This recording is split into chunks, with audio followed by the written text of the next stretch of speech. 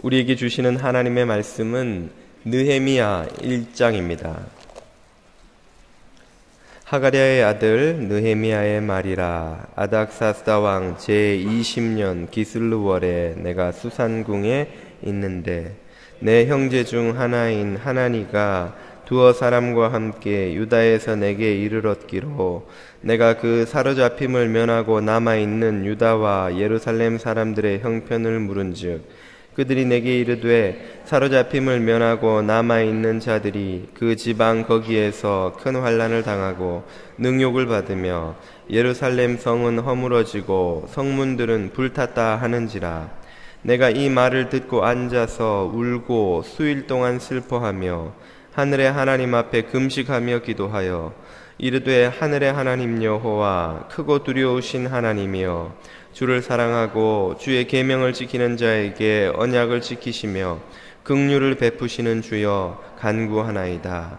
이제 종이 주의 종들인 이스라엘 자손을 위하여 주야로 기도하오며 우리 이스라엘 자손이 주께 범죄한 죄들을 자복하오니 주는 귀를 기울이시며 눈을 여시사 종의 기도를 들으시옵소서. 나와 내 아버지의 집이 범죄하여 주를 향하여 크게 악을 행하여 주께서 주의 종 모세에게 명령하신 계명과 율례와 규례를 지키지 아니하였나이다. 옛적에 주께서 주의 종 모세에게 명령하여 이르시되 만일 너희가 범죄하면 내가 너희를 여러 나라 가운데에 흩을 것이요 만일 내게로 돌아와 내 계명을 지켜 행하면 너희 쫓긴 자가 하늘 끝에 있을지라도 내가 거기서부터 그들을 모아 내 이름을 두려고 택한 곳에 돌아오게 하리라 하신 말씀을 이제 청하건대 기억하옵소서. 이들은 주께서 일찍이 큰 권능과 강한 손으로 구속하신 주의 종들이요 주의 백성이니이다.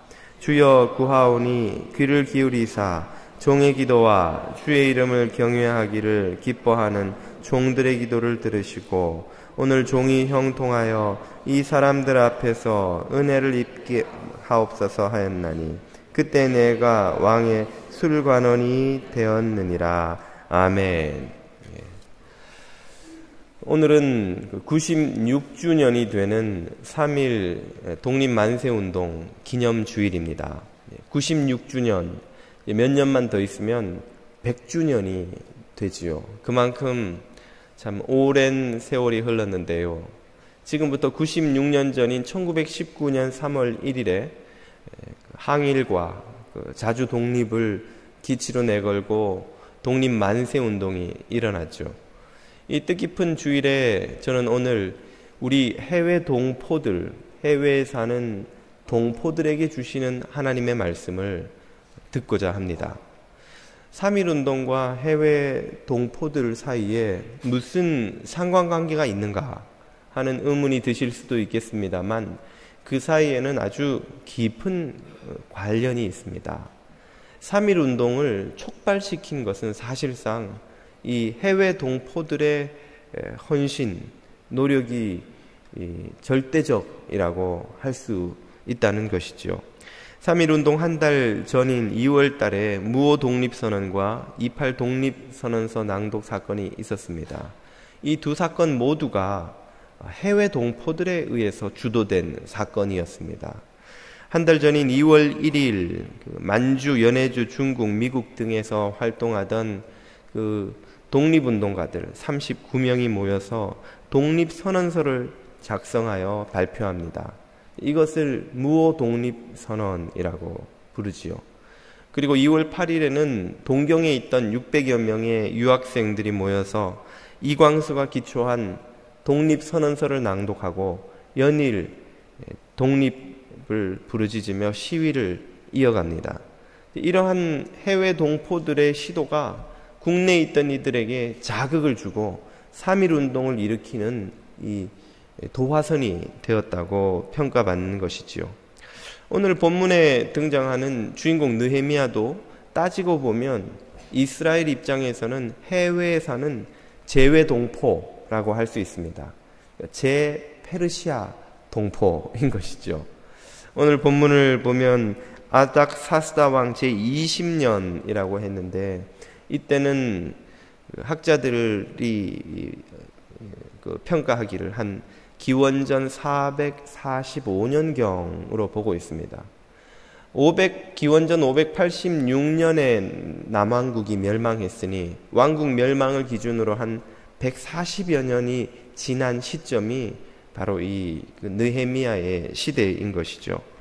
이 느헤미야는 그렇게 보자면 이민자들의 그 당시는 이민이 아니라 포로로 잡혀간 것이지만 그렇게 이주한 이들의 한 짧게 보면 4세, 길게 보면 6세대의 후손이라고 할 수 있는 것이죠. 본문을 보면 그는 주류 사회에서 대단히 성공한 사람이라는 걸 알 수 있습니다. 느헤미야는 페르시아 왕궁의 술 맡은 관원장이 되었는데요.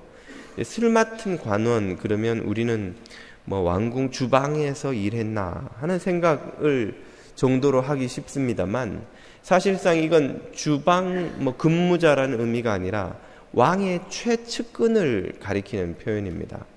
고대 왕들은 황제들도 마찬가지 그들은 늘 독살의 위험에 노출되어 있었기 때문에 자신들의 측근 중에서도 가장 신뢰할 수 있는 사람들을 술 맡은 관원, 떡 맡은 관원으로 임명했습니다. 만약 그들이 변심을 하면 반란군들하고 손을 잡으면 왕을 독살하는 건 아무것도 아닌 것이죠. 그렇기 때문에 왕이 가장 믿을 수 있는 사람이 아니면 그런 직책에 도저히 임명할 수가 없었던 것입니다. 느헤미야가 술 맡은 관원이 되었다는 것은 왕에게 그토록 신임을 받았다는 의미이고 그 페르시아 사회에서 대단히 성공한 지위로 올라갔다 그런 뜻입니다. 한마디로 느헤미야는 페르시아 주류 사회에 성공적으로 진입해서 남부러울 것 없는 그런 성공적인 삶을 살던 사람이었죠. 그런데 오늘 본문이 우리에게 주는 놀라운 도전은 그런 느헤미야가 자신이 한 번도 가보지도 못한 조상들의 땅, 조상들의 조국 예루살렘의 처참한 현실을 전해 듣고 비통해하며 슬퍼하며 그것을 위해 울며 기도하는 그 조국애를 가지고 있었다는 것입니다. 오늘 본문 2절에서 4절을 한번 보십시오.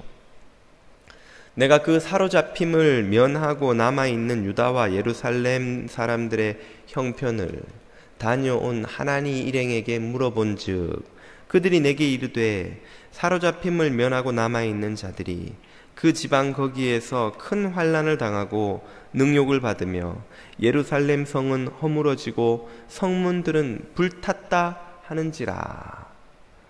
느헤미야가 이 말을 듣고 앉아서 울고 수일 동안 슬퍼하며 하늘의 하나님 앞에 금식하며 기도하였습니다.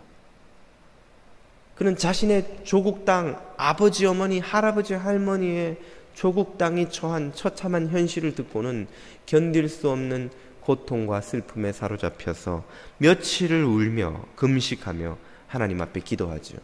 그리고 마침내 그는 결단하고 자신이 섬기는 왕에게 호소하여 자신이 그 조상들의 땅으로 돌아갈 수 있도록 허락을 받습니다. 그는 자신의 모든 자원을 동원해서 이 당대 최강 제국 페르시아 제국의 수도인 수산궁을 떠나 그 화려한 삶의 자리를 떠나 폐허가 된 고향, 조국 땅, 아버지 어머니의 고향 그 예루살렘으로 돌아가는 것입니다. 수산궁에서 예루살렘까지의 거리는 대략 눈대중으로 보아도 우리 뉴저지에서 LA까지 가는 정도의 거리입니다. 비행기를 타도 5시간은 가야 되는 그 거리를 그 시대에 마차에 바리바리 짐을 싣고 걸어서 가는 것이에요. 얼마나 오랜 시간이 걸렸으며 또 얼마나 참 많은 어려움이 있는 길이었겠습니까만 그는 그렇게 고향 땅 예루살렘으로 돌아가서 예루살렘 성벽 재건에 투신합니다. 예루살렘의 성전과 성벽 재건은 모두 이 느헤미야, 에스라, 스룹바벨 같은 이스라엘의 해외 동포들 지도자들에 의해 주도되어 재건 운동이 일어났던 것이죠. 이 3.1 운동과 이 느헤미야의 예가 우리에게 주는 교훈이 무엇입니까? 우리가 외국 땅에 해외 동포로 살지만 여전히 조국을 사랑하는 것은 우리들의 사명이라는 것이죠. 여전히 우리 그리스도인들에게는 조국은 사랑하며 섬기며 봉사해야 하는 우리의 어머니 땅, 우리의 뿌리라는 것입니다. 흔히 해외 동포라고 부르는 이 표현은 해외에 나가서 거주하거나 그곳에서 거주하다가 국적을 바꾼 이들까지, 그리고 그들의 자손들까지를 통칭해서 부르는 표현입니다. 그렇게 따지면 지금 한국 밖에 나가 있는 동포들은 약 700만 정도를 헤아린다고 합니다. 그 중에 80%가 중국, 미국, 일본 세 나라에 거주하고 있습니다. 가장 많은 것이 한 250만을 헤아리는 중국 동포입니다. 그 다음으로 많은 것이 한 220만을 넘은 것으로 보는 우리가 사는 미국 땅의 미국 동포들이죠. 그리고 90만 정도가 일본에 살고 있습니다. 나머지 20%의 해외 동포들이 이곳저곳 여러 나라에 흩어져서 살고 있는데요. 우리 뉴저지 장로교회가 오늘 이 해외 동포에 대한 하나님의 음성을 듣는 것은 참으로 의미가 있다고 하겠습니다. 왜냐하면 우리 교회는 바로 미국 동포들과 중국 동포들로 구성된 교회이기 때문입니다. 우리 교회 구성원 중에 동포가 아닌 이가 한 사람도 없는 것이에요. 중국 동포는 중국 정부에 의해서 공식적으로는 조선족이라고 불립니다. 중국에서 13번째로 그 인구가 많은 소수민족인데요. 이 중국 동포의 역사는 학자들에 의하면 기원전 10세기까지 그 유래를 쫓아 올라갑니다. 고조선 시대를 말하는 것인데, 우리나라와 중국이 국경을 맞대고 있기 때문에 격변의 시기마다 적지 않은 이들이 이제 이주를 했으리라는 것을 충분히 생각해 볼 수가 있고, 또 옛날에는 만주 땅이 고구려 발해를 포함해서 우리나라 땅, 우리 땅이기도 했으니까 당연히 거기에 우리 동포들이 사는 것이 상식이겠습니다만은, 우리가 현재 주로 중국 동포라고 부르는 이들은 이제 그 이전에는 뚜렷한 역사 기록이 없기 때문에 우리가 지금 동포라고 부르는 이들은 주로 구한말, 그리고 일제시대, 그리고 6.25 동란 때에 일본의 학정과 그 동란의 참상을 피해서 이주를 감행한 이들의 후손입니다. 이들은 특별히 북쪽에서 이주한 이들은 연변자치구라고 하는 곳에 주로 거주를 하고요. 우리 남한 쪽에서 이주한 사람들은 그 북한과 지금 국경을 맞대고 있는 흑룡강성, 그리고 요녕성이라는 곳에 주로 흩어져서 많이 거주를 하고 있습니다. 이 지역이 넓게 보면 다 옛 만주 땅이거든요. 이 중국 동포들은 일제시대 때 그 항일 운동에 거점이 되고 많은 기여를 한 것으로도 역사가들에게 평가를 받고 있습니다. 미국 동포들의 역사는 이 중국 동포들의 역사들보다 당연히 훨씬 짧고 또 분명한 기록이 있어서 추적하기가 더 쉽습니다. 가장 먼저 미국으로 이주한 일기 이주민이라고 불립니다만, 이 일기 이주는 1903년에 하와이의 사탕수수밭 그 농장 근로자로 이주한 이들이죠. 그 다음 해인 1904년에는 샌프란시스코로 1000명 정도의 한인들이, 그 당시는 조선인들이었죠. 조선인들이 그 건설 현장 노동자로 이주를 합니다. 이때를 일기로 보고, 이기는 6.25 직후입니다. 주로 미군과 결혼한 한국 여자들과 또 동란의 전쟁 고아로 남은 아이들이 입양이라는 형태로 미국으로 건너오게 된 것을 2기라고 봅니다. 3기가 본격적인 그 이민이 시작되는 시점인데요. 1965년에 미국 이민법이 개정되면서 이민의 문호가 열리고, 그래서 이제 본격적으로 이민이라고 할 만한, 우리가 흔히 이민이라고 부르는 이들이 그때부터 이제 또 미국으로 들어오기 시작해서 오늘날에 이르고 있는 것이죠. 이 미국 동포들도 항일 운동에 분명한 족적을 남겼습니다. 1909년에는 샌프란시스코에서 한인협회가 결성되어서 이 항일운동의 거점이, 미주의 거점이 되기도 했습니다. 여러분이 다큐멘터리를 통해서 보신 분들이 많이 계시겠습니다만, 하와이에 이주한 그 사탕수수밭 노동자들이 그 어려운 이 삶의 환경에서도 한 푼 두 푼 모은 돈을 독립운동 자금으로 내어놓은 기록도 우리가 가지고 있습니다. 이렇게 참 미국 동포 그리고 중국 동포들로 구성된 우리 교회가 오늘날 어떻게 조국 사랑을 실천하며 살아갈 수 있는 것일까요? 오늘 저는 여러분과 함께 실천할 수 있는 아주 간단한 두 가지 실천 방법을 좀 나누고자 합니다. 그 첫 번째는 우리의 뿌리를 잊지 않는 것입니다. 오늘 이 느헤미야의 사례에서 우리 이들이 받는 도전이 있습니다. 먼저 말씀드린 것처럼 느헤미야는 나라가 망하고 그 조상들이 포로로 잡혀온 지 140년이 지난 후의 세대 사람입니다. 짧게 잡아 한 4세대 후손이라고 해도 그는 페르시아에서 태어나서 페르시아 사람으로 자랐음에 틀림이 없는데, 그랬기 때문에 페르시아 주류 사회에 진입할 수가 있었던 것이죠. 그런데도 불구하고 그는 자신의 조국의 현실에 대해서 깊은 애정과 함께 공감하며 아파하는 이 마음을 가지고 있었고, 마침내는 자신의 편안한 보장된 삶을 다 내팽개치고 그 먼 길을 떠나 참 폐허가 된 조국 땅에 돌아가 그 땅을 재건하기 위해서 헌신하죠. 어떻게 이렇게 오랜 세월 조국을 떠나서 이방 땅에서 태어난 후손이 이렇게 자기 민족에 대한 애정을 갖고 살아갈 수가 있는 것일지, 또 헌신할 수가 있는 것일지, 우리는 짐작컨대 그 답을 이 유대인들의 철저한 민족 교육에서 찾을 수 있으리라 생각합니다. 유대인들은 세계 어느 나라 어떤 지역에 가서 어떤 모습으로 살든지 자신들의 뿌리를 가르치는 교육을 철저히 한다는 것입니다.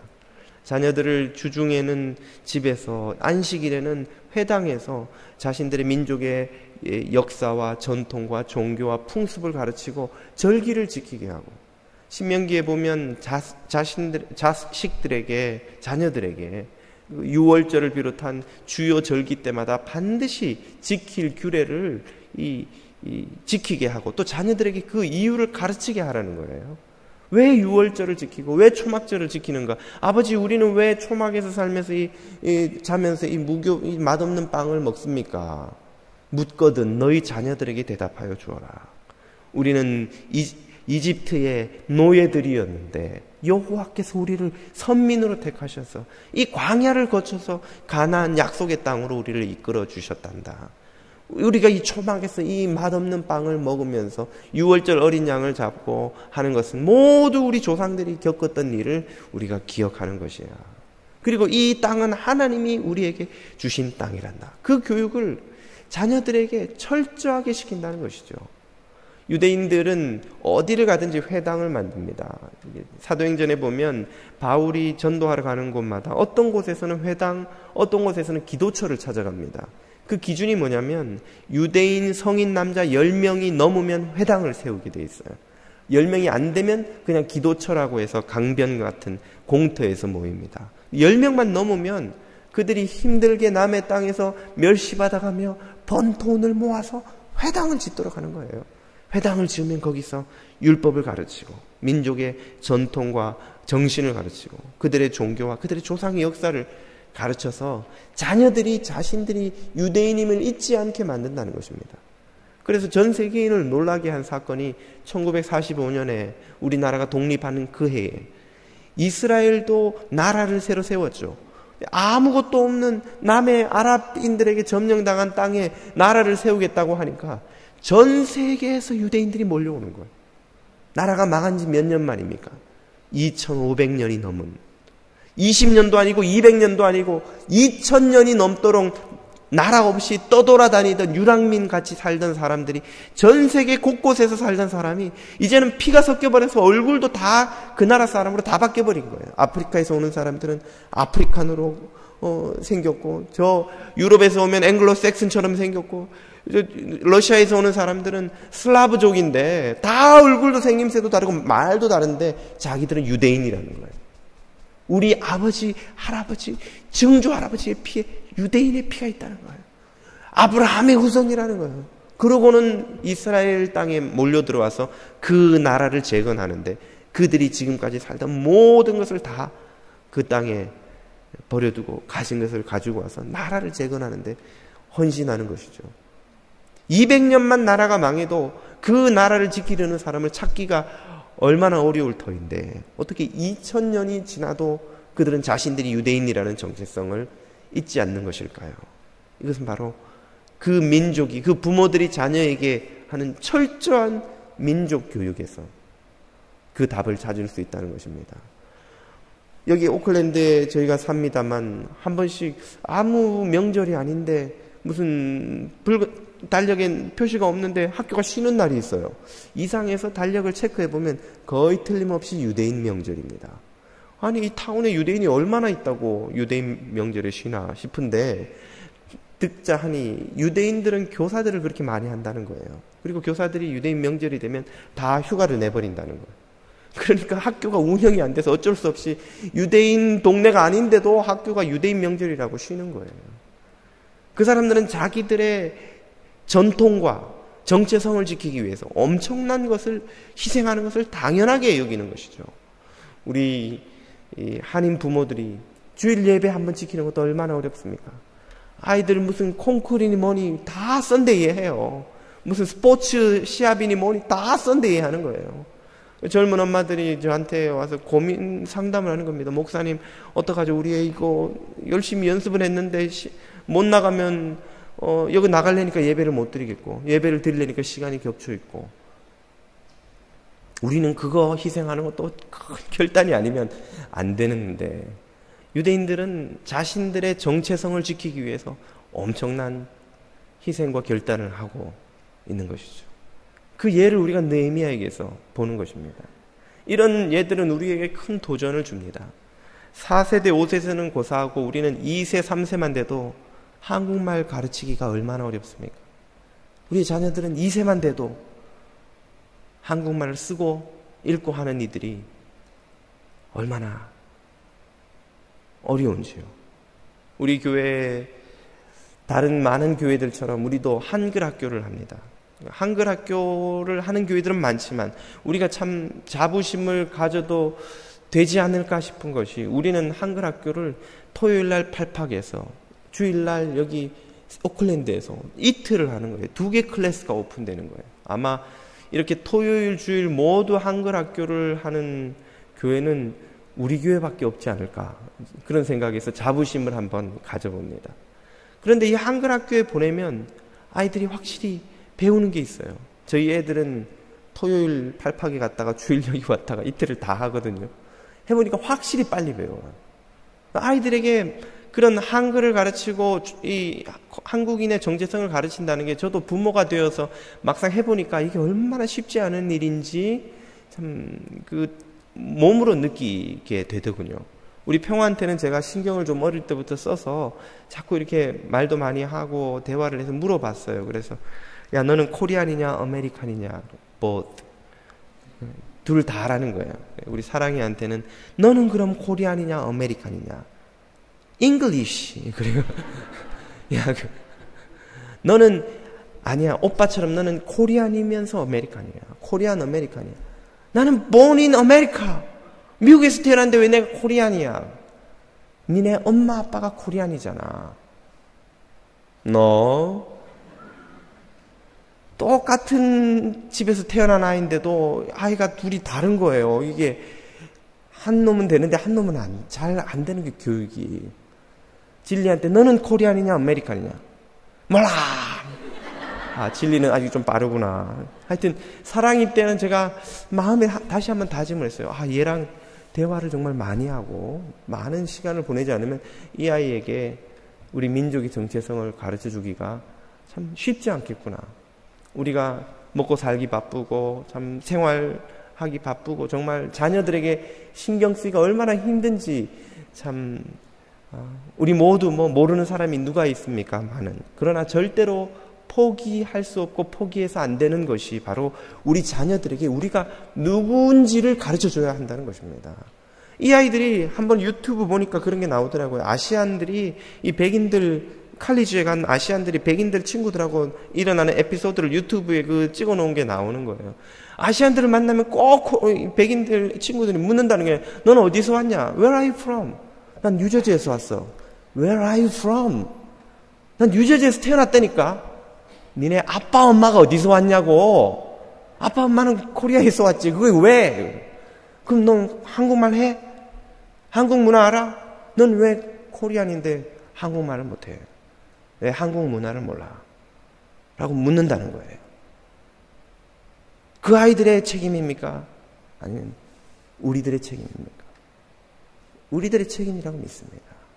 자녀들에게 우리의 뿌리가 어디에 있는지, 우리가 어디에서 왔는지, 우리 아버지와 할아버지와 증조 할아버지의 뿌리가 어디서 왔는지, 우리의 역사는 무엇이고 우리가 어떻게 오늘날 이 미국 땅에 와서 코리안 아메리칸으로 살아가게 되었는지를 가르쳐야 할 책임이 가정에서 우리 모두에게, 교회에서 우리 모두에게 있다는 것이죠.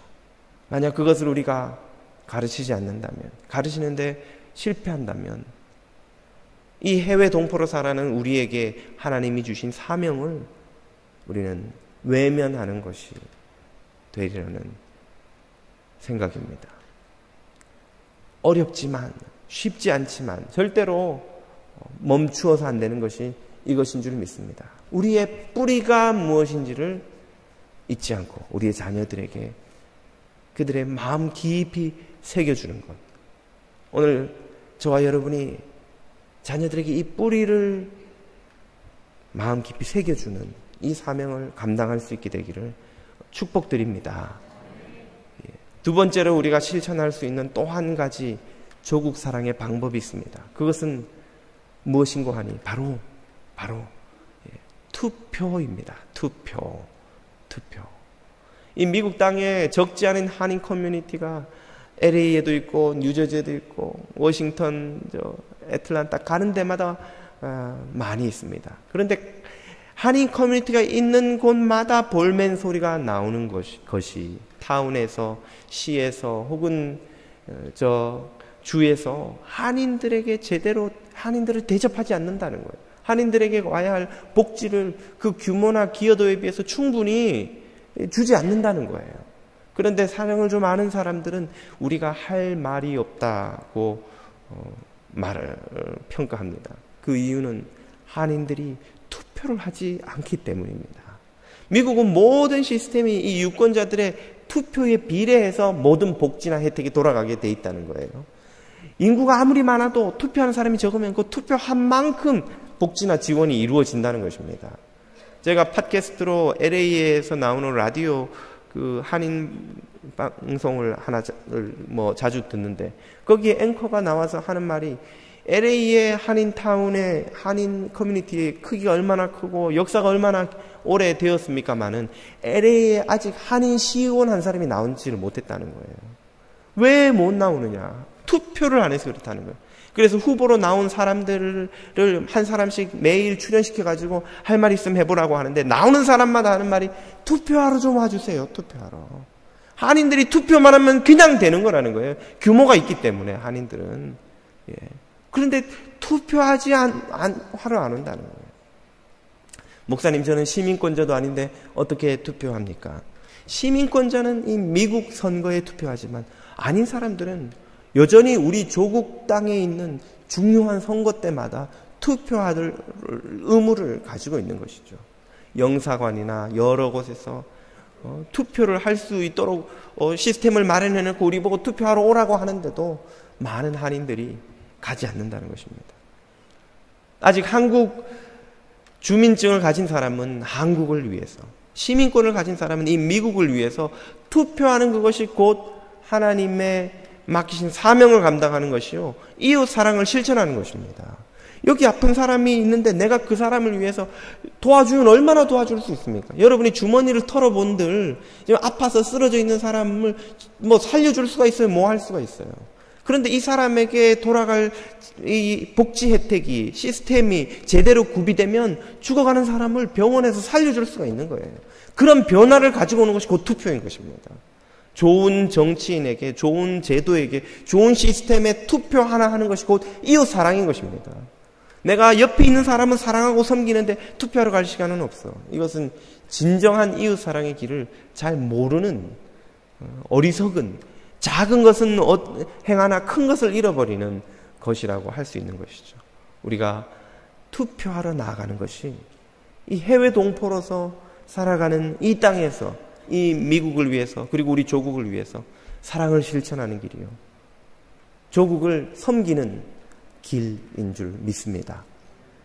투표 때마다 꼭 투표하러 가시는 저와 여러분 되시길 축복드립니다.